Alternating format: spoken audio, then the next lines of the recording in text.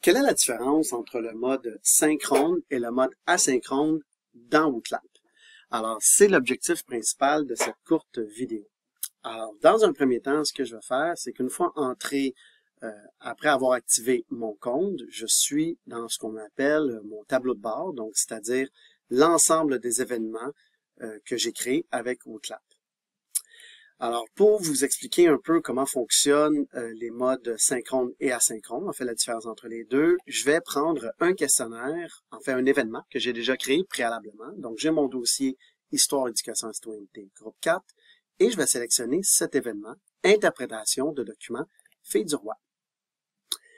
Alors, j'ai mon ensemble de questions à l'intérieur de mon événement, et ces questions-là, par défaut, lorsqu'on crée des questions dans WooClap, ils sont en mode synchrone, que WooClap nomme le mode vote.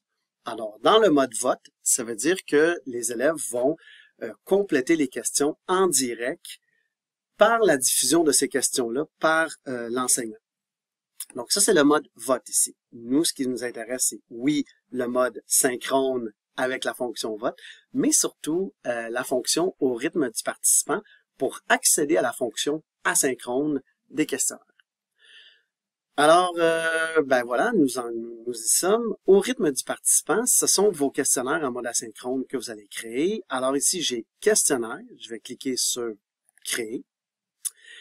Et là, ce que je peux faire tout de suite, c'est que dans mon questionnaire en mode asynchrone, je pourrais créer déjà des questionnaires, enfin, des questions qui sont des types de questions qui sont proposées par WooClap. Donc, je pourrais les créer telles quelles au fur et à mesure. Cependant, ce que je vais faire, c'est que je vais vous montrer la fonction importer des questions. Donc, je vais simplement nommer mon questionnaire. Comme ça, je vais confirmer le nom de mon questionnaire ici. Et là, je vais faire importer des questions. Et là, WooClap me donne l'occasion d'aller voir l'ensemble de mes événements créés précédemment pour pouvoir importer des questions ici.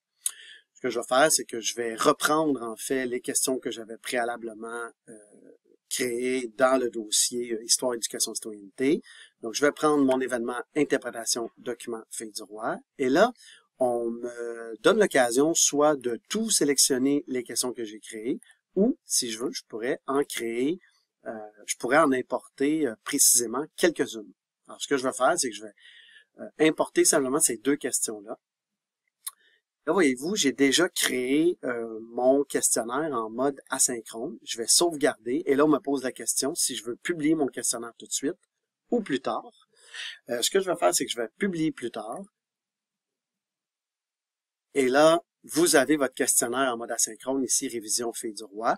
Là, j'attire votre attention sur cette petite fonction-là ici, qui est la fonction, en fait, publier. Donc, ce que vous pourrez faire, c'est de cliquer ici, d'activer l'onglet publier. Et à partir de ce moment-là, votre questionnaire, du moment qu'il est partagé, en fait, les élèves auront accès, donc pourront accéder à votre questionnaire.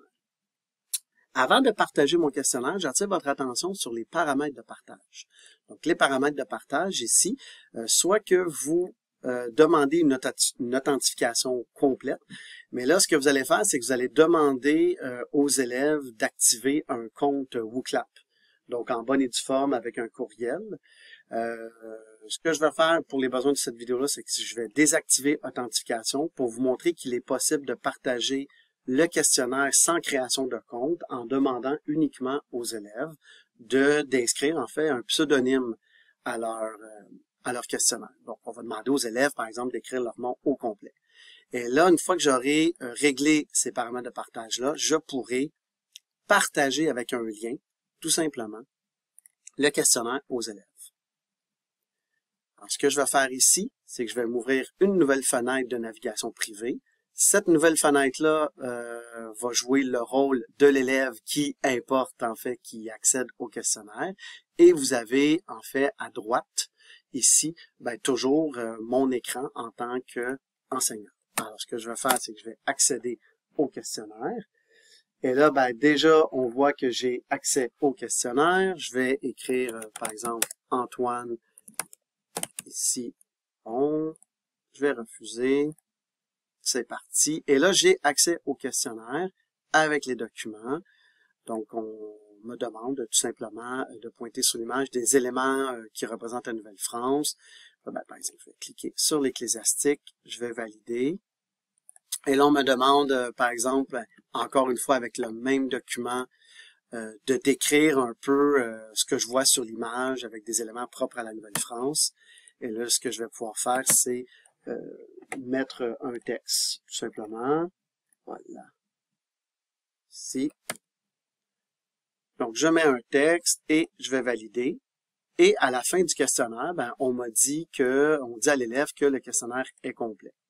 Et je peux même, en tant qu'élève, voir les résultats en direct, en fait, voir si, pour certaines questions, voir si j'ai eu la bonne réponse. Pour d'autres questions, c'est un peu plus qualitatif, donc je vais devoir, c'est l'enseignant qui va évaluer les éléments qui ont été rédigés, par exemple.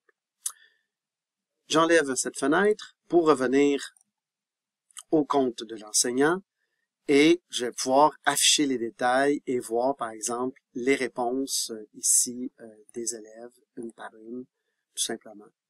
Donc, voilà. Et c'est déposé directement ici. Alors voilà, c'était comment créer un questionnaire en mode asynchrone en partant du mode vote synchrone avec WooClap.